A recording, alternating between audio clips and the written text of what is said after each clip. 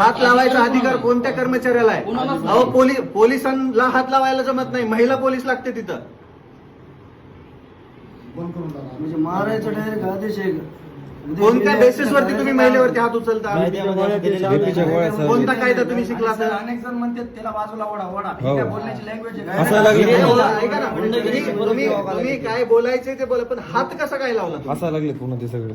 बरं, एखाद्या गरीबावरती अन्याय केल्यानंतर तिच्या अवस्थेवरती हसणारे एवढे भिकारचोट लोक आहेत नगर परिषद आले. हा?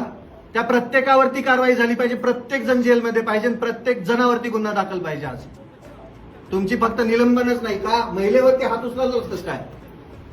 बरं, वयाचा आदर करायचा ना, महिलेला हात लावायचा अधिकारच नाही कोणाला. कदाचित त्यांना आई नसेल सर, असा काय प्रकार असेल.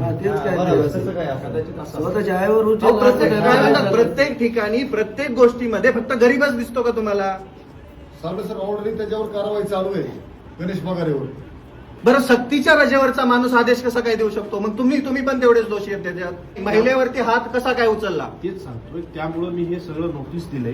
आपण कारवाई नोटीसने काय, ऐका ना, हे बघा, कॉग्निजेबल ऑफेन्स आहे. महिलेवरती हात उचलणं, तिचा विनयभंग करणं कोणी अधिकार दिला?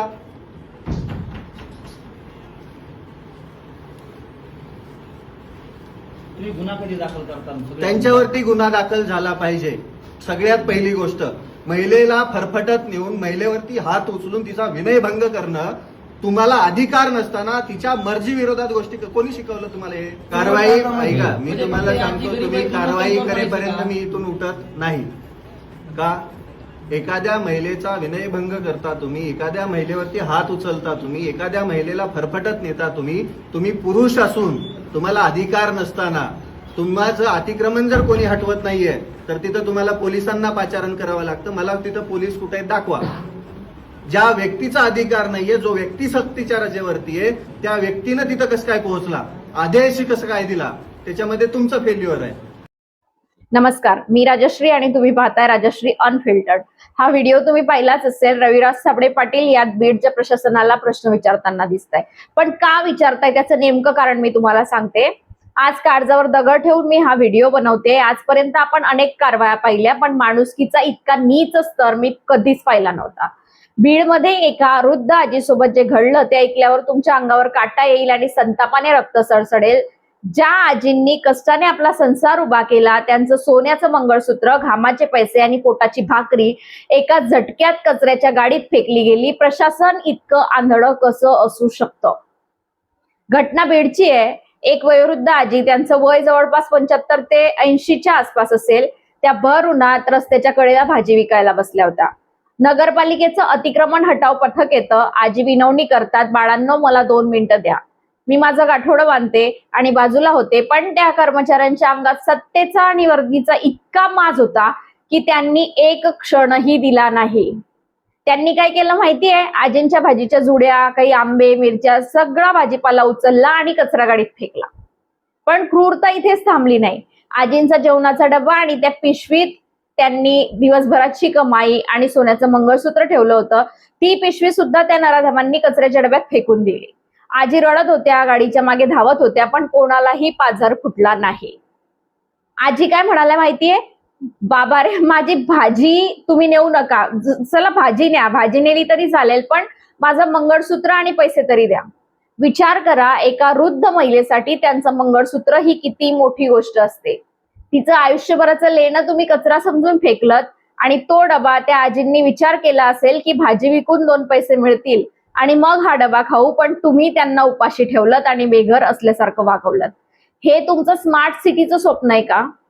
आता माझे काही प्रश्न आहेत बीडच्या प्रशासनाला आणि त्या मुजोर कर्मचाऱ्यांना. पहिला प्रश्न, तुम्ही जेव्हा आजीचं मंगळसूत्र आणि डबा कचऱ्यात टाकत होता तेव्हा तुमच्या घरातल्या आईचा किंवा आजीचा चेहरा तुमच्या डोळ्यांसमोर आला नाही का? की खुर्चीवर बसल्यावर माणुसकी विकून टाकता तुम्ही? दुसरा प्रश्न, शहरातले मोठे बिल्डर्स आणि नेत्यांनी अख्खे फुटपाथ गिळलेत, तिथे तुमच्या बुलडोझरचं डिझेल संपतं का? फक्त गरिबांवरच तुमची मर्दानगी चालते का? तिसरा प्रश्न, आजींना 2 मिनिटाचा वेळ दिला असता तर शहराचं काय वाटोळं होणार होतं का? तुमची गाडी काय सुटून चालली होती का? चौथा प्रश्न, ज्या हातांनी तुम्ही गरिबीचा घास हिरवलाय त्याच हातांनी उद्या जेव्हा तुम्ही तुमच्या मुलांना जेवण भरवाल तेव्हा तुम्हाला त्या आजींच्या डोळ्यातलं पाणी आठवेल का?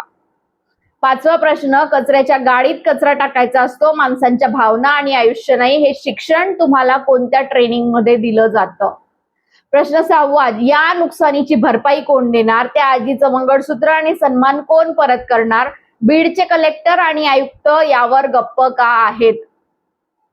मित्रांनो, आज जर आपण शांत बसलो ना तर हे प्रशासन उद्या आपल्या घरात घुसून आपल्यालाही असंच वागवेल. ही वेळ त्या आजींवर आली आहे, उद्या कोणावरही येऊ शकते. ज्यांना वाटतं की या आजींना न्याय मिळाला पाहिजे त्यांनी हा व्हिडिओ जास्तीत जास्त शेअर करा. मुख्यमंत्री आणि उपमुख्यांपर्यंत हा आवाज पोचलाच पाहिजे. आजी, आम्ही तुमच्या सोबत आहोत. तुमचा तडतडाट या प्रशासनाला नक्कीच लागेल. प्रशासन भानावर या, नाहीतर हीच जनता तुम्हाला तुमची जागा दाखवेल. जय हिंद, जय महाराष्ट्र. 1,500 पालं, 8,000ची बाप, 2,000चा आंबा, 1,500ची मिरची, तुमचे पैसे सकाळपासून विकलेले, त्याच्यातच गेले. तुमचा जेवणाचा डबा त्याच्यात टाकला. या ठिकाणी बघा,